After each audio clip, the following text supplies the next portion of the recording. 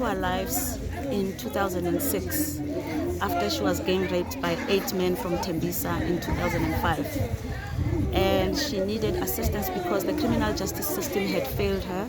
Her case had been struck off the court roll and she was not informed in terms of what was going on or why it was closed. And so we started working with Phindile from that onset with her case. And her case had been postponed 22 times before we decided to shut down the Johannesburg High Court, where we demanded that they give us a date where the case would sit and that the final proceedings for the case would be done. And in 2009, the 7 men out of the 8 who had been arrested were sentenced to 20 years, about 20 years or less. But all of them served obviously a third of that sentencing, and they were out in a couple of years. And for Phindile, that was really heartbreaking, and it was a failure by the criminal justice system to actually, give her justice, because here were these 7 guys who had ruined her life, who were now living their own life and were getting a second chance to be able to live their life and be happy. And she wasn't, because they left her with scars. She was broken physically. She was in and out of hospital. She had about 5 operations that were done on her because her body was broken by these men.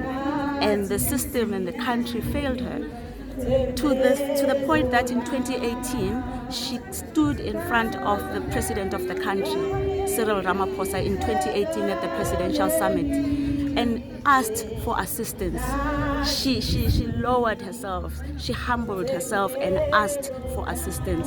And even after that, there was no one reached out to her, no one assisted her from the highest office of government. And so what are we supposed to do as women in this country that are violated daily, that are killed by our partners, raped and murdered by men in our communities, when even the government itself, the number 1 man in the country, cannot assist us? Who must we look up to? And Phindile tried. She fought the system. She fought the system through her case. It was the first time that I saw a survivor actually standing in front of a crowd of people, leading her own movement, leading in her own cases. And so if that does not show you the strength of the woman that was Phindile, Lindiwe, Herthy, Ngcobo, then I don't know what else she would have done to show you that she was fighting for justice for the women of this country. And we failed her.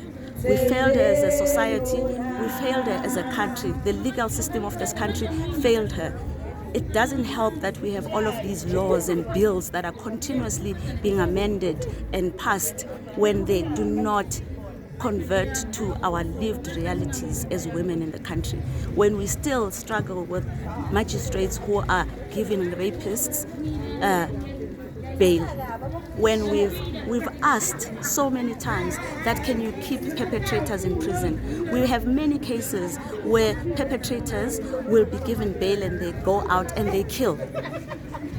There is no one who is being held accountable in this country. No one in the criminal justice system is being held accountable.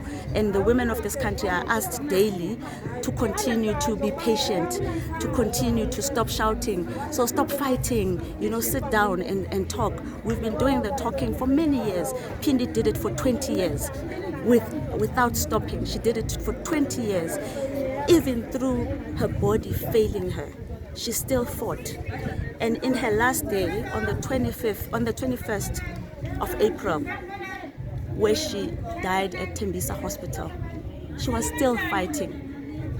The health system failed Phindile. She had been in hospital over 5 times, going in and out, and no one could assist her. When she was sick the past couple of weeks, she was told she has a fever. But the final that we got from the doctor said that she had meningitis, she had lung infections that showed TB in her lungs. How is it that doctors that she went to every week did not pick that up?